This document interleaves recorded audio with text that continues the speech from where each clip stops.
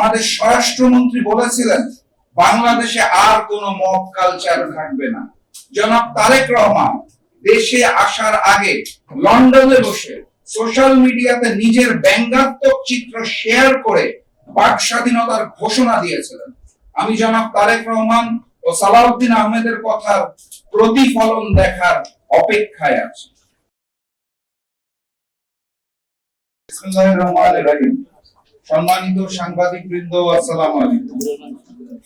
আমি 2026-এর জাতীয় নির্বাচনের আগে থেকে আমার বক্তব্যে বারবার বলেছি, শহীদ প্রেসিডেন্ট জিয়াউর রহমান এবং আপসহীন দেশনেত্রী বেগম খালেদা জিয়ার বিএনপি এই মুহূর্তে আর নাই। জনাব তারেক রহমান তার পিতা মাতার আদর্শে বর্তমান বিএনপি পরিচালনা করেন না। তিনি পিতা মাতার সম্মান নষ্ট করেছেন, তাদের অপমান করেছেন। এটা আমার কোনো নতুন বক্তব্য নয়, নির্বাচনের আগে থেকে আমি এটা বলে আসছি। গত 15 এপ্রিল 2026 বুধবার এক আলোচনা সভায় আমার দেওয়া বক্তব্যে আমি একই কথা বলেছি, নতুন কিছু নয়। আমার এই বক্তব্যের পরিপ্রেক্ষিতে আলোচনা এবং সমালোচনার ঝড় উঠেছে। অতীতে অসংখ্যবার দেওয়া বক্তব্যে তেমন কোনো প্রতিক্রিয়া দেখা না গেলেও 15 এপ্রিলের বক্তব্যে বড় রকমের প্রতিক্রিয়া লক্ষ্য করা যাচ্ছে। অতীতের আমার বক্তব্যের সাথে 15 এপ্রিলের বক্তব্যের পার্থক্য অথবা নতুনত্ব একটি মাত্র শব্দ, সেই শব্দটি হচ্ছে কুলাঙ্গার। আমার ব্যক্তিগত ধারণা, বিএনপির কিছু সংখ্যক কর্মী কুলাঙ্গার শব্দের অর্থ ঠিকমতো উপলব্ধি করতে পারেন নাই অথবা ওনাদের জানার ভুল আছে। আমি তাদেরকে বিনয়ের সাথে বলতে চাই, কুলাঙ্গার শব্দের অর্থ কুল যোগ অঙ্গার। কুল অর্থ বংশ, অঙ্গার অর্থ কলঙ্ক, অর্থাৎ বংশের কলঙ্ক। কুলাঙ্গার একটি বিশেষ্য, এমন ব্যক্তি যার কুকর্মের ফলে তার বংশ কলঙ্কিত অথবা অপমানিত হয়। সম্ভবত কুলাঙ্গার শব্দের অর্থ না বোঝার কারণে বিএনপির কিছু কর্মীদের মাঝে এত উত্তেজনা সৃষ্টি হয়েছে। কারণ এই বক্তব্যটা আমি দীর্ঘদিন ধরেই দিয়ে আসছি, এই একটি শব্দের কারণে আমার বক্তব্যের অর্থ পরিবর্তন হয় না। তারপরে যেহেতু বিএনপি কর্মীরা তারা কুলাঙ্গার শব্দ ব্যবহার করার জন্য রাগ করেছেন, কষ্ট পেয়েছেন, তাই আমি বিএনপি সমর্থক গোষ্ঠীর কাছে আন্তরিকভাবে দুঃখ প্রকাশ করছি, অফিশিয়ালি দুঃখ প্রকাশ করছি। ভবিষ্যতে আর কুলাঙ্গার শব্দটি ব্যবহার করব না বলে আজকের এই সংবাদ সম্মেলনের মাধ্যমে কথা দিচ্ছি, ঘোষণা দিচ্ছি। কিন্তু অতীত থেকে ব্যবহার করে আসা আমার বক্তব্য কিন্তু একই রয়ে গেছে। আমি এই শব্দটা যেহেতু আপনারা মন খারাপ করছেন আর ব্যবহার করব না।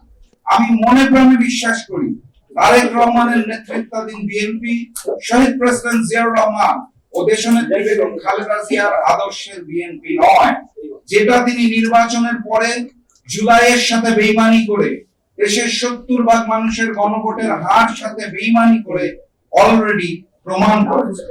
সম্মানিত সাংবাদিক বৃন্দ, আমার এই বক্তব্যের পরিপ্রেক্ষিতে দেশের বিভিন্ন অঞ্চলে বিএনপি সমর্থক গোষ্ঠী প্রতিবাদ করেছে, মিছিল করেছে, মিটিং করেছে, আমার কুশপুত্তলিকা দাহ সহ নানাবিধ কর্মসূচি পালন করেছেন।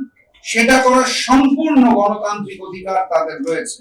আমি সরকারপন্থী নেতা কর্মীদের আমার পক্ষ থেকে সাধুবাদ জানাই।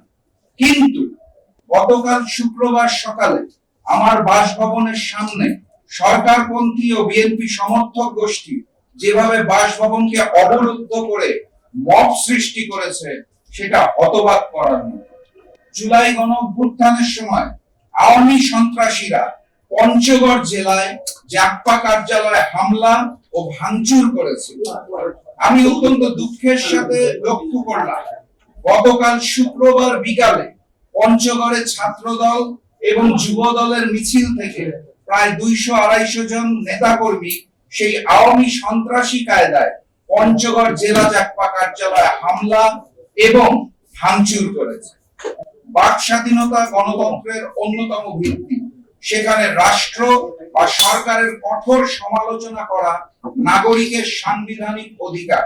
আমাদের সংবিধানের 39 নং অনুচ্ছেদে চিন্তা ও বিবেকের স্বাধীনতা এবং বাক ও ভাব প্রকাশের স্বাধীনতার নিশ্চয়তা দেওয়া হয়েছে। আপনারা জানেন, সংসদে সংবিধান নিয়ে অনেক আলাপ আলোচনা ইদানিং করা হয়। সেই সংবিধানের 39 নং অনুচ্ছেদটা আপনাদের বিনয়ের সাথে স্মরণ করিয়ে দিতে চাই। আমি বিশ্বাস করি জনগণের প্রাপ্য অধিকারের জন্য কথা বলা আমার দায়িত্ব।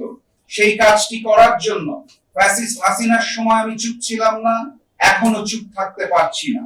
রাষ্ট্র পরিচালনার দায়িত্ব চেয়ে জনগণকে যে অঙ্গীকারগুলো দেওয়া হয়েছিল, সেই অঙ্গীকারগুলো পালন করাটা সরকারের জন্য আবশ্যক এবং গণতান্ত্রিক দেশে বিরোধী দল হিসেবে যে কোনো ব্যত্যয় হলে তা মনে করিয়ে দেওয়াটাই আমার কাজ, আমাদের কাজ। আমাদের স্বরাষ্ট্রমন্ত্রী বলেছিলেন বাংলাদেশে আর কোনো মব কালচার থাকবে না। জনাব তারেক রহমান দেশে আসার আগে লন্ডনে বসে সোশ্যাল মিডিয়াতে নিজের ব্যঙ্গাত্মক চিত্র শেয়ার করে বাক স্বাধীনতার ঘোষণা দিয়েছিলেন। আমি জনাব তারেক রহমান ও সালাউদ্দিন আহমেদের কথার প্রতিফলন দেখার অপেক্ষায় আছি। সম্মানিত সাংবাদিক বৃন্দ, আমি আপনাদের মাধ্যমে দেশবাসীর সামনে কিছু তথ্য তুলে ধরতে চাই। আমি যেই রাজনৈতিক বক্তব্য দিয়েছি তা শুধুমাত্র আমার বক্তব্য অথবা দলীয় মুখপাত্র হিসেবে জাতীয় গণতান্ত্রিক পার্টি জাগপার বক্তব্য। এর সাথে আমাদের 11 দলীয় ঐক্যের কোনো সম্পর্ক নাই। অতএব আমার বক্তব্যকে যারা জামাত অথবা 11 দলের বক্তব্য হিসেবে প্রচার করছেন, অপপ্রচার করছেন, তারা নিঃসন্দেহে ভুল করছেন। 2, আমাকে বিব্রত করার লক্ষ্যে সোশ্যাল মিডিয়ায় আমার ফোন নাম্বার ছড়িয়ে দেওয়া হয়েছে। অতি উৎসাহী বিএনপি সমর্থকেরা আমার ফোনে সুমধুর মিষ্ট ভাষায় বকাঝকা দিচ্ছেন, অত্যন্ত মিষ্ট ভাষা। একই সাথে নানাবিধ পন্থায় আমাকে হত্যার হুমকি প্রয়োগ করেছেন।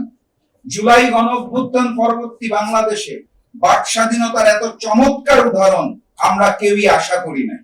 আমি অত্যন্ত বিনয়ের সাথে বিএনপি সমর্থকদের বলতে চাই, জুলাই গণঅভ্যুত্থানে আমার জুলাইয়ের 19 তারিখে মৃত্যু হতে পারত। আমি আল্লাহ প্রদত্ত দ্বিতীয় জীবন যাপন করছি। মৃত্যু ভয়ে আমি রাজনীতি করি না।